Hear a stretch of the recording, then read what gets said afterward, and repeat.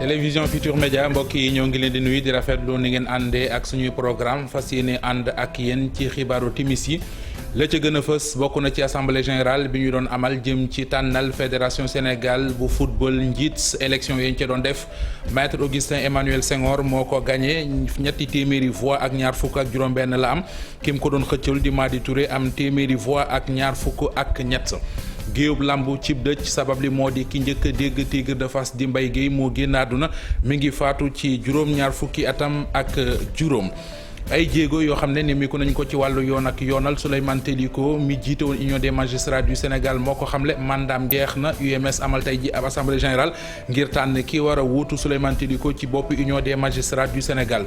woppi Covid 19 ji ak bilan tey bi bu weesoo looleet sa ay kàddu yi leeral bàyyeekoo ci ki nga xamante ne ji moo di directeur hôpital Dalal Jàmm di Moussa Sam Daf di xamle wopp jekk ni mu sonalee jigéen ñu wérul ñi waaye jenn jigéen ju wérul ju ca ñàkk bakkanam ak benn liir bu fa faatu foofee ca centre de traitement ba nekk ca hôpital Dalal Jàmm des na ci dikk ak yéen mbokk yi lii mooy li fi gën a fës ci xibaar ngeen taaxelu ñu faram-fàcceel leen ko.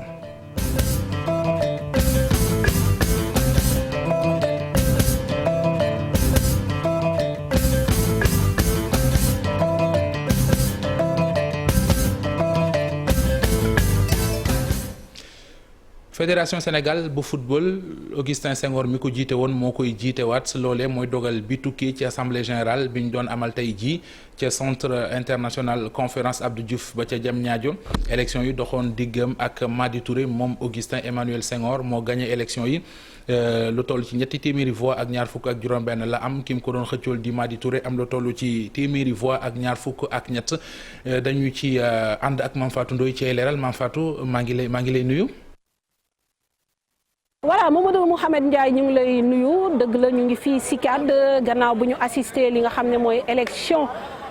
président fédération sénégalaise de football comité football bi nag tabb ki nga xam ne mooy maître Augustin Senghor dès le premier tour chiffres yi nag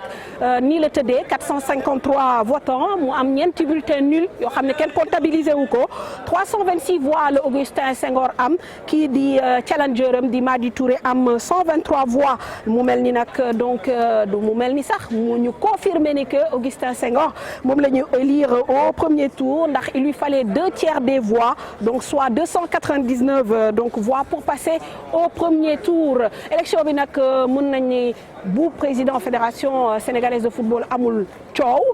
ñëw nañu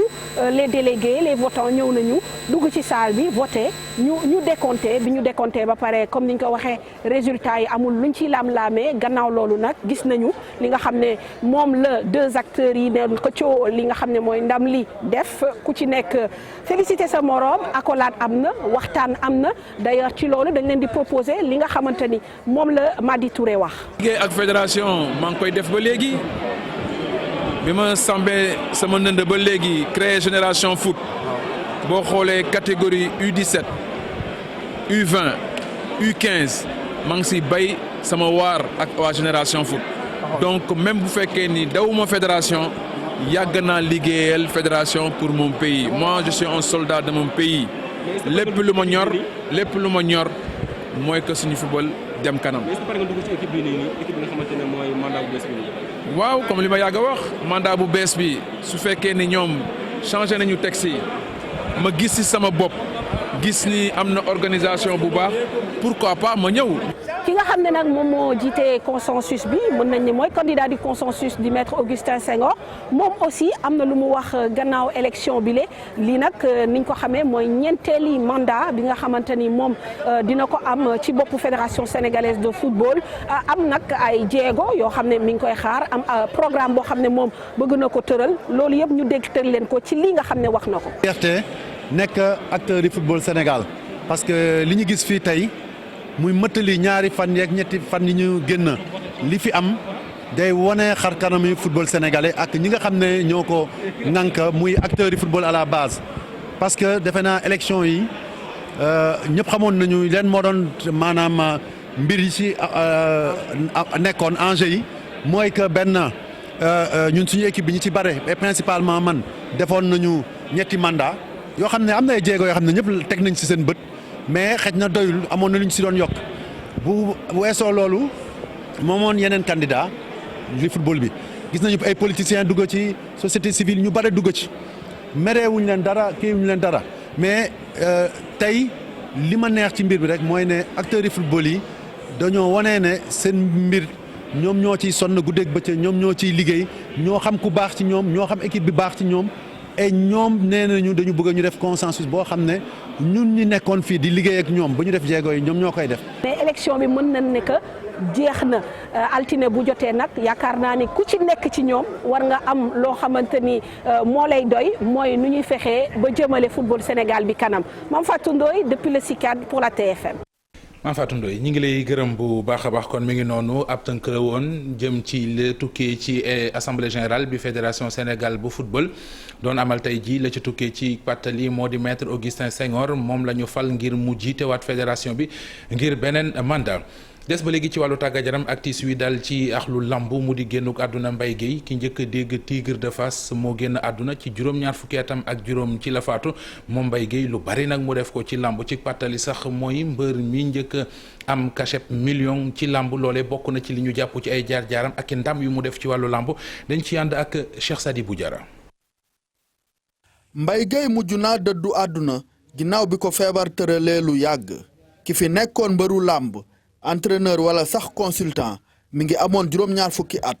ak juróom ñu duppee ko Tigre de Fass ndax jàmbaar bi mu doon wane bàyyi na fi way bu dul fay ba mukk. vieux Yamar te yàlla na ko yàlla xare àjjana moo ko tuddee woon le premier Tigre de Fass ndax lan njàmbaarteem ndax lan courage am muy bëreeg sa ñàmbur ñu ensanglanté ko arbitre di bëgg a arrêté combat bi mu ne ko ñett combat bi day àgg mu bëre si ba daan si sa ñàmbur si la ko journaliste bi tuddee le Tigre de Fass donc tey kooku moo génn àdduna mu nekkoon un grand sportif nag un sportif émérite nit koo xam ne yóbbu na làmb fu ne nit ko am xam-xam si wàllu làmb nit koo xam ne ay analyse am lu mu si doon jaar à côté bariwul donc dafa xamoon bëri xamoon làmb donc tey mën naa wax ne làmb jooy na mais tamit écurie Fass dina jooy écurie Fass su ma waxee écurie Fass dinaa wax ñoom Momar Ndiaye nekkoon président écurie Fass dinaa wax tey ñoom Abbas Ndoye dinaa wax ñi nga xam ne tey ñooy relève écurie Fass muy ñoom Gris Bordeaux. Mbaye Guèye nekkoon na mbër bu jekk taxawaay te am mbooloo bokk na ci ñi indi ay coppite ci làmb ji. koo xam ne tey moo révolutionné tey bu ñuy wax révolution cachet lamb lutte sénégalaise moom la parce que Mbaye Guèye moo yóbbu cachet yi 1 million Mbaye Guèye moo bëreeg ñoom Boy Bambara Mbaye Guèye moo bëreeg ñoom Papa Kane Mbaye Guèye moo bëreeg ñoom Sa Ñambour Mbaye Guèye moo bëreeg champion yu fi nekk yëpp tey ñu bari tey bu ñu bëggee lamb wala bëggee équipe Fass Mbaye Guèye moo tax donc tey bu kooku bu dëddoo àdduna tey mun naa wax ne lamb ñàkk na un pilier wéeruwaay tey. ak lu lamb gunge ko ci këram gu mujj Mbaye Guèye Tigre de Fass denc nañ ko ca sëg ya ca Touba. mi ngi noonu groupe Futurs Médias ci sama kàddu di ko jaale ay mbokkam di ko jaale mboolem ñi yëngu ci wàllu làmb gi di ko jaale ñi nga xamante ne ji ñoo di ay soppeem weneen tis mu di génnuk àdduna Ndiaye PA yi mu di ku ñu ràññee woon lool ci émission yi di wax sa xalaat Ndiaye PA yi nekk noonu moom it génn na àdduna tey jile ñoo doonoon koo xamante ne ji ñiy faral déglu rajo yi daanañ ko ca dégg muy woote di joxe xalaatam doonoon it koo xamante ne ji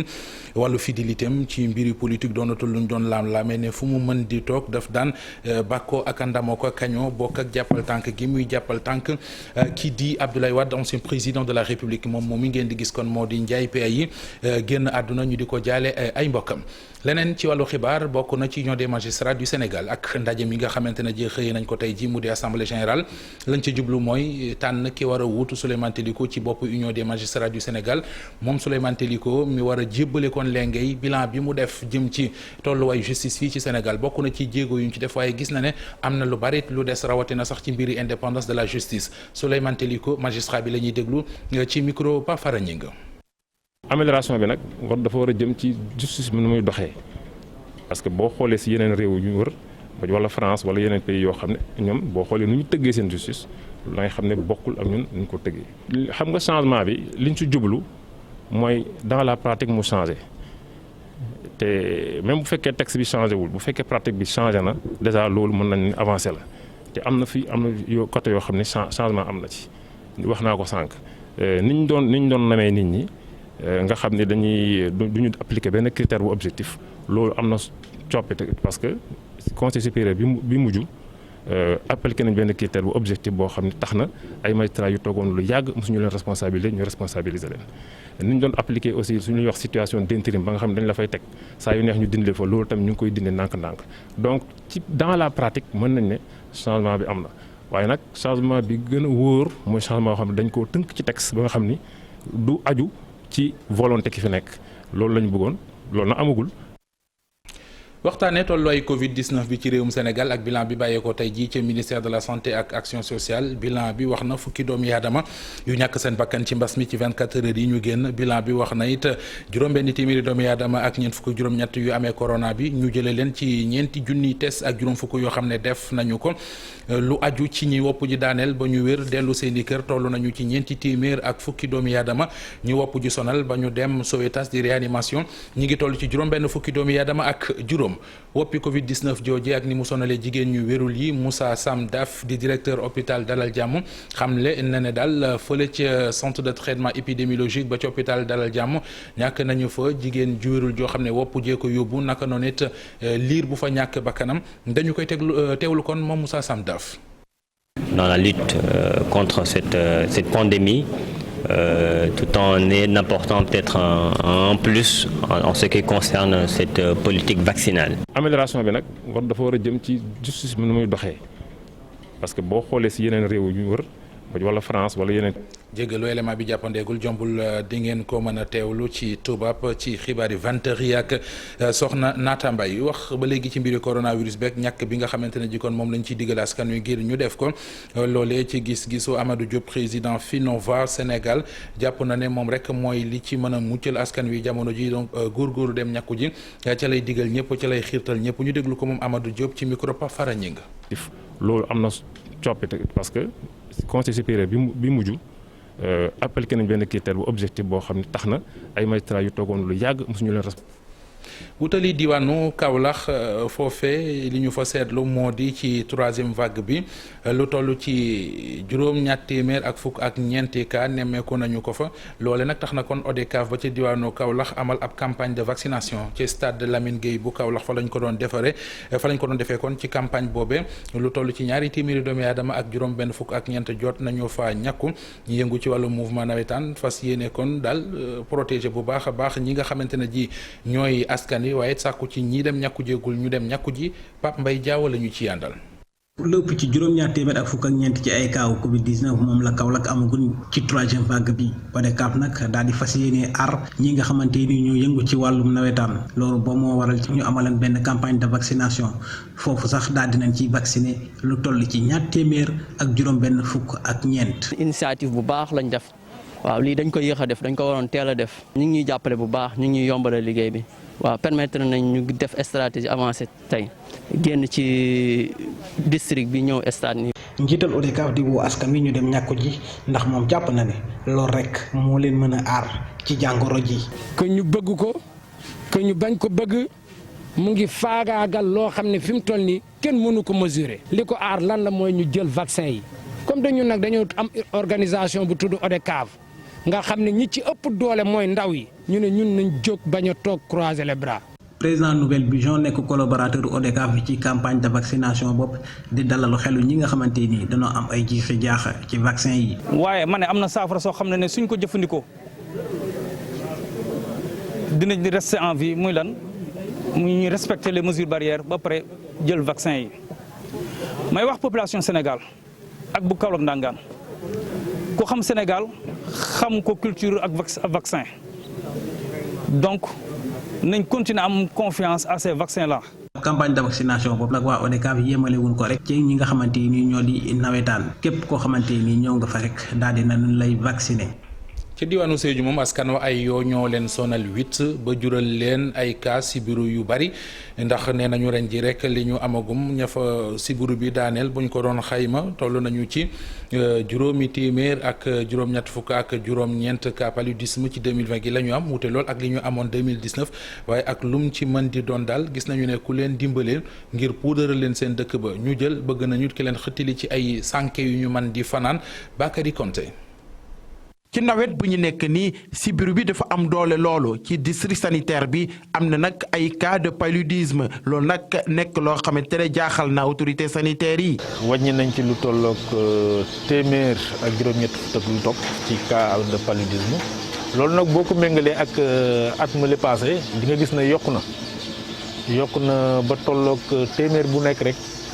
juróom-ñaar fukk ak lu topp. parce que at bële passé boo xoolee ñu ngi woon ci téeméer lépp mu ngi toll woon ci téeméer ak juróom-benn fukk donc loolu wane na ne feebar bi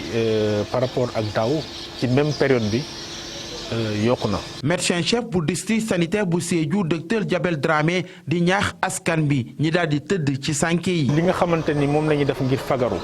mooy les moyens de prévention te loolu bi ci njëkk. te mu am efficacité boo xamante ni kenn du ko naatable bokk na ci mooy moustiquaires yi sànke yi. bëgg nañ nit ñi di ko utiliser at mi yëpp parce que léegi gis nañ ne yooyu ci at mi yëpp la te sibiru bi tamit gis nañ ne at mi yëpp dañuy am ay cas de sibiru. population yi nag tiite ak jaaxle ñu bëgg nag ci nu mu gën a gaawee mairie bi daal di organiser ay activités de saupoudrage. bu njëkk ba woon guddi lañ doon wax ni yooyu dañoo bëri mais fu ñu toll ni même bëccëg boo toogee ci suufu garab yooyu dañuy ñëw matt la. munoo toog lu mat 5 minutes yooyu matuñoo loolu doy waaru la. ci kaw métit yooyu noonu mën nañ ñaax mairie bi service d'hygiène xool ñëw jàppale population Sédhiou pour. affaire pali bëri na fii lool instant yi may wax ak yéen pali bi dafa bëri chaque famille bu ngay dem mun naa ne di nga fekk ñaar wala ñett ñoom ñëpp ñu ngi nii tëdd. donc mairie bi ñu ngi leen di ñaan affaire poudrage. ñu wàcc vraiment ci quartier yi du leen di dimbale ci poudrage. fépp foo dem ci kër yi ci mbedd yi ci service de l'État yi ci mairie bi foofu yëpp boo demee yooyu ñoo lay teeru loolu tax na ba population bi di ñaan maire bi ak équipe am ñi daal di organiser ay activités de saupoudrage pour sauver askan bi. Diamaguène centre di quartier bu nekk ca Kaffrine askan wa amuñu lu leen neex mer la ñu def jamono ji nawet bekk ndi seen dëkkuwaay ba taawee moo leen mitti te it nee nañu li leen kilifa yi di dik nawet bu jotee dara du ca am loole bokk na ci li ñu dàcc mënatuñu ko li ñu bëgg mooy ñu xeetali leen tàggale leen ak jafe-jafey inondation ñu dem fa fekki fa ki nga xamante ne ji moo di Oumar Ndiaye. ñi nga xam ne ndox mi nangu nañ seen kër ci Diamaguène centre ak Kaffrine 2 te ñu na ma fanaan nag ak taataay yi jamono ji mer lañ def lool jëmale ko ci kilifa yi ndax jàpp nañ ne kenn tegu leen ko ku mooy ñoom. Diamaguène centre yëpp ko dund même kër goo gis fii nit naatu ko sama kër a ngi nii mbir mi dafa métti at mu ne dañ ko dund dañoo mos a ñëw fii ne dañu yëkkati dégg nga condition yooyu waxoon ñu ne duñ ko def. déedéet moom kay jox nañ pexe ba sonn mais daal trouvé guñ solution quoi. démb ba 3 heures du matin fii lañ fanaan fii nag amul benn kër goo xam ne rek am na jaam amul benn kër goo am jaam yëpp a fees. ñoom nag nee nañu at mu ne ñu dund lu ni mel waaye ay dige rek la ñu am ba léegi amaguñ ci benn pexe ci mbënd mi la. chaque année laa wax avec ces campagnes de promesses son lot de campagne promesses yu dul jeex noonu tëni at mu ne yi nga fi mu nekk nii nit ñi andi daanoo maar les autorités les maires ñoom ñëpp at mu jot dañ ñëw fi rassemblé wu def fi promesses yu dul jeex dem ñibi dégg nga liñ leen di jox duñu ko jox xaalis bi leen di jox ñu ngi ko denc ci seen magasin yi dégg nga matla yi ak kii ñu ngi ko denc seen magasin. waaw moom affaire moom métti na lool wax dëgg yàlla at mu jot nii la Idrissa Seck ni mu jees Thiès fii bu ñu ko defar am benn ndox du fi taa man maa taxaw Idrissa Seck Thiès di Idrissa canal boo xam ne am na ni fii yaatu bu bëgg. naam nag jot nañoo gas ay kàmb yu yaa ci penku dëkk bi ak ci yoonu ngànda wi terewut nag ba léegi askan waa ngi wéy di dund ci ay jafe-jafe te nee nañu fi ne nii sonn nañ ci dige yi. wutali diwaanu Culki ma nga kon ca commune bu Thiel foofe askan wa ñenn ca ñoo wàccoon ci mbedd yi lu ñu bëgg moo di ab collège d'enseignement moyen di ab CEM ngir seen doom yu jigéen yi mën a am l'école bu ñu jàngee ba sori dañ ci ànd ak Mamadou Moustapha Ndiaye.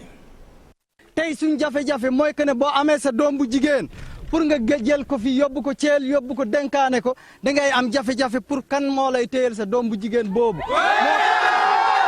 moo tax njàng xale yu jigéen yëpp yàqu na parce que amuñ collège boo xam ne bi war na téye xale yu jigéen yi fii ñu jàngee fii seen ndey yi seen yaay yi denc leen fii loolu lu ñuy naqar beneen bi mooy courant boo xam ne bi central buñ fi defoon depuis 2014 ba léegi benn pepp courant génnut fii ci biir dëkk bi dem nañ ci direction yëpp ñu tappi buntu yëpp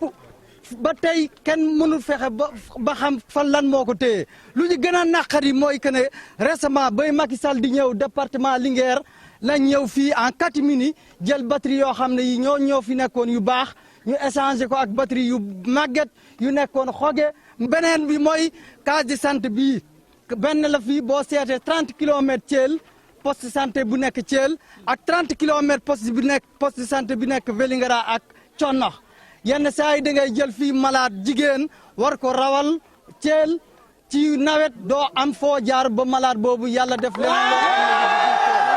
moo tax ñu naan autorité yi nañu dimbali case de santé bii nga xam ne ñun ñooy fay agent santé bi infirmier bi ñun ñoo koy def fond de roulement yàlla nañu dimbali ñu jëlal ñu au moins en charge infirmier bi buñ ko mënul ériger en poste de santé. kookee ngeen doon gis mooy amee kàddug askan way yeewoo ca Culki ca diwaanu Thiel doon amal ab doxum ñaxtu ngir bëgg ñu tabaxal leen ci dëkk ba ab sem ngir seen doom yu jigéen yi mën a kon des ci njàng mi yàgg ci foofee la ñu yem ak yéen ci xibaaru timis yi ci télévision Futur Média 20h yeneen i xabaar ci tubaab lay doon ak soxna Naata Mbay mbokk yi yàlla ñu yàlla doole jàmm ñu fanaan jàmm ba suba ak jàmm.